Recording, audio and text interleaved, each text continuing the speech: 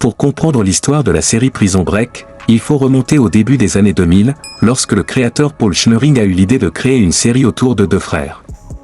L'un d'entre eux est emprisonné à tort, et l'autre se fait délibérément emprisonner pour organiser son évasion. Bien que l'origine exacte de cette idée demeure floue, des rumeurs suggèrent que Paul s'est inspiré d'une histoire réelle.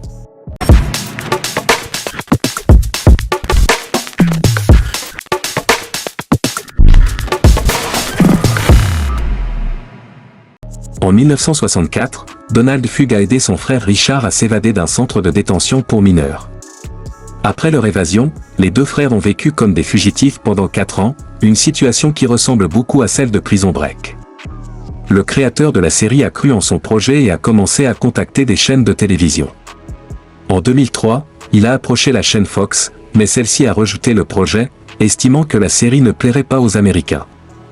Ce rejet ne fut cependant pas un obstacle pour Paul, qui persista dans sa démarche. Il a même contacté Steven Spielberg, qui a trouvé le projet intéressant et ambitieux, suggérant même l'idée de le transformer en film.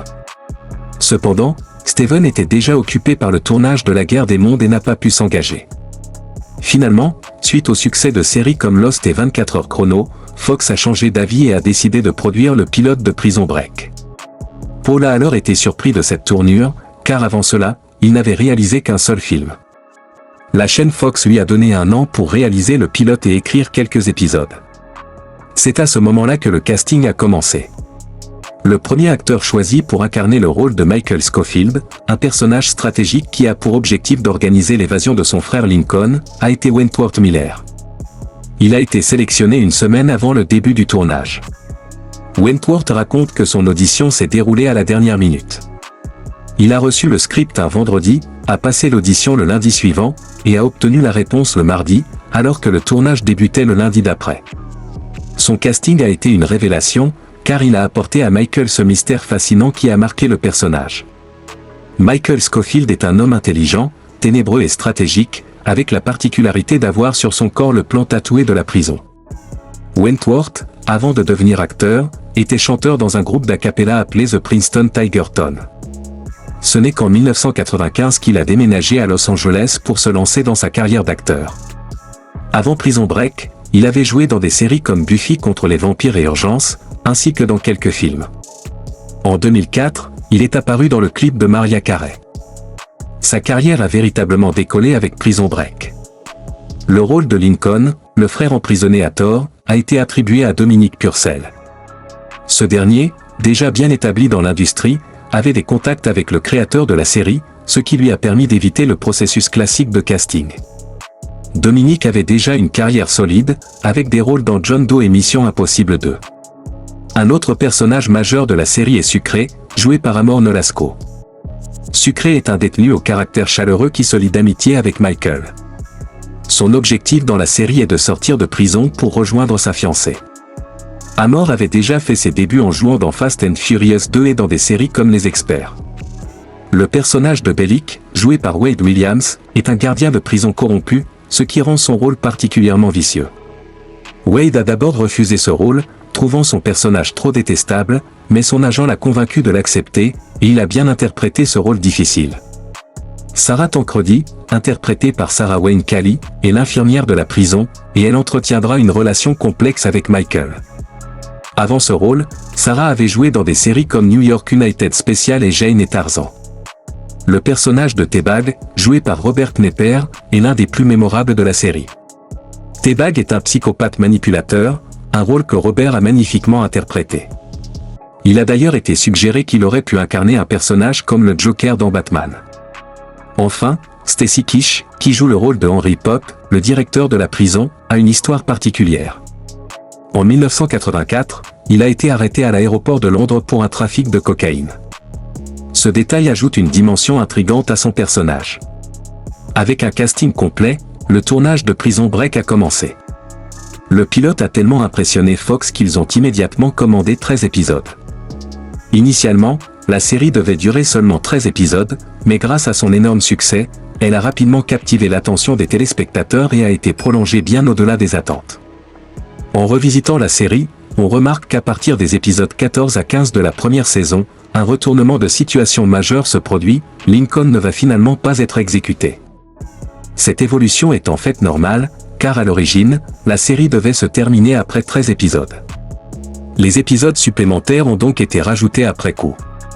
Le créateur de la série a fait appel à un réalisateur axé sur le cinéma, ce qui explique ce côté cinématographique de la série. Dès le départ, l'ambition était de créer quelque chose qui ressemblait à un film. D'ailleurs, saviez-vous que la série a été filmée dans une vraie prison? La prison de Joliet, dans l'Illinois, a servi de décor, ajoutant ainsi une dose de réalisme à l'histoire.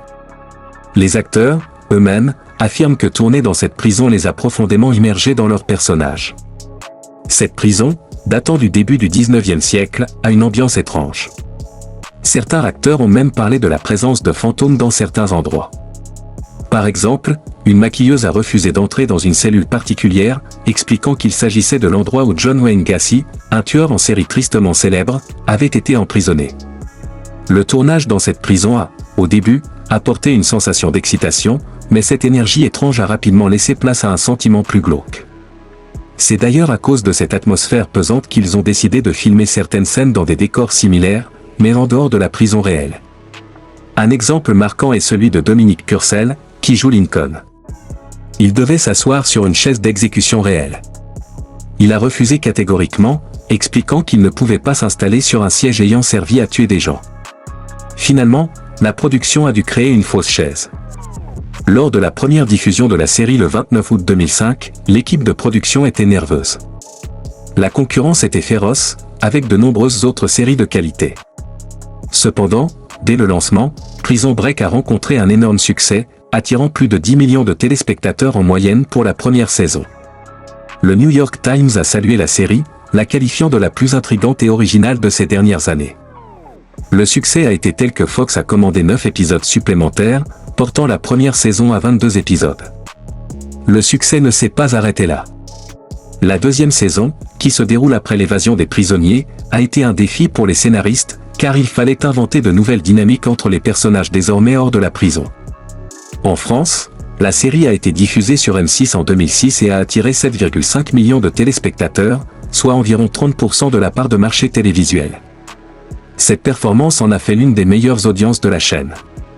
Ensuite, elle a été rediffusée sur W9 et est aujourd'hui disponible sur Netflix, où elle a retrouvé un public de plus en plus large.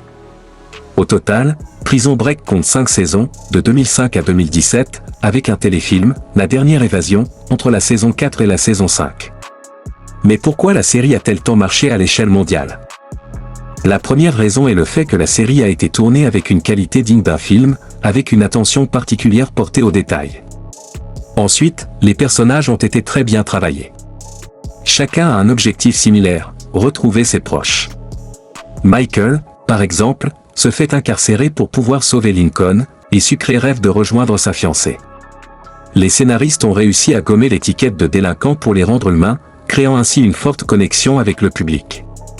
La série se distingue aussi par son aspect dynamique, presque comme un conte à rebours, que ce soit lors de l'attente de la mort de Lincoln ou de l'évasion et de la fuite des prisonniers. Les scénaristes ont su garder l'intrigue en mouvement, maintenant ainsi une tension palpable tout au long de la série. Mais l'un des éléments qui a aussi marqué l'histoire de Prison Break est le charisme de Wentworth Miller, l'interprète de Michael. Son succès a été particulièrement notable auprès du public féminin, et de nombreuses couvertures de magazines lui ont été consacrées. À noter également que la série a vu l'apparition d'un générique spécifique à chaque pays.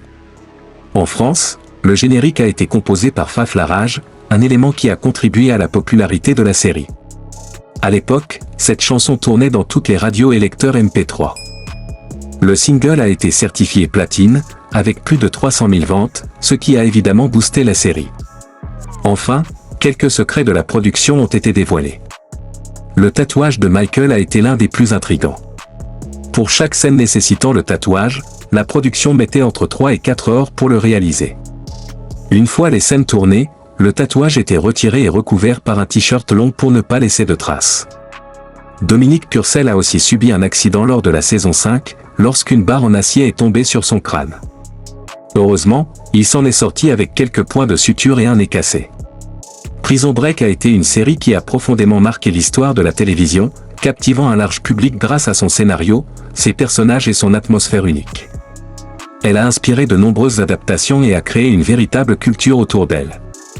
La série Prison Break a rencontré plusieurs défis, notamment en France, où elle a été modifiée après que le CSA ait jugé certaines scènes trop violentes et inappropriées pour les jeunes. Par conséquent, M6 a dû couper plusieurs séquences et refaire certains doublages. Cela signifie que la version diffusée sur la chaîne française n'était pas exactement la série telle qu'elle avait été conçue. Finalement, un compromis a été trouvé entre M6 et le CSA, mais cette situation a révélé un aspect intéressant de la série, qui soulève des questions sur sa réception et sa gestion à travers les différents pays. En ce qui concerne la structure de Prison Break, de nombreux fans estiment que la série aurait dû se terminer à la fin de la deuxième saison. Et, en fait, le créateur lui-même a expliqué que la série avait été pensée pour se terminer à ce moment précis. Ce n'est qu'après la réussite de la première saison qu'une suite a été envisagée. Un autre élément qui a perturbé les fans était la complexité croissante de la série à partir de la troisième saison. Alors qu'on aurait pu s'attendre à une évolution logique de l'intrigue, les épisodes devenaient de plus en plus compliqués, introduisant de nouveaux personnages et des intrigues parallèles. Des ressorts scénaristiques comme la réapparition de personnages censés être morts ont agacé les spectateurs, ce qui a montré que l'histoire avait commencé à être étirée. Ce phénomène s'est reflété dans les audiences. La saison 1 et la saison 2 ont attiré en moyenne 10 millions de téléspectateurs, un succès immense. Cependant, à partir de la saison 3, l'audience est tombée à 8 millions, puis à 6 millions pour la saison 4, et enfin à 4 millions pour la saison 5. Si la diminution de l'audience est courante pour de nombreuses séries, cela démontre aussi que l'intérêt du public était en baisse, notamment à cause de la complexité et de la prolongation artificielle de l'intrigue. Au-delà de l'histoire, plusieurs controverses ont entouré les acteurs de la série. L'acteur Lan Garrison, qui incarnait David Tweeney à Polskies, a été incarcéré en 2007 après un accident mortel où il était sous l'effet de la cocaïne et de l'alcool. Le passager de sa voiture, âgé de 17 ans, est décédé, et 2 jeunes filles ont été gravement blessées. Garrison a purgé 40 mois de prison et payé une amende de $300 000. De plus, Robert Nippé, l'acteur qui jouait T-Bag, a été accusé d'agression sexuelle sur plusieurs femmes, ce qui a entaché sa réputation. En réponse à ces accusations, il a commenté, mais a laissé une part de mystère sur les événements. En ce qui concerne les acteurs principaux, Wentworth Miller, Michael Scofield, a fait plusieurs apparitions dans d'autres séries après Prison Break, notamment dans New York Unité Spéciale et Dr House. Cependant, sa carrière n'a pas décollé comme on l'aurait imaginé, notamment à cause de problèmes personnels, y compris une dépression et des tentatives de suicide. En 2020, il a fait son coming out et annoncé qu'il ne jouerait plus des rôles de personnages hétérosexuels. Il a aussi clarifié qu'il ne participerait pas à une potentielle saison 6 de Prison Break. Son ami Dominique Purcell, qui incarnait Lincoln, a soutenu cette décision, précisant qu'il ne participerait pas à un projet sans Wentworth. Dominique Purcell, malgré cela, a poursuivi sa carrière, avec des rôles dans des films et séries comme Legends of Tomorrow et Arrow.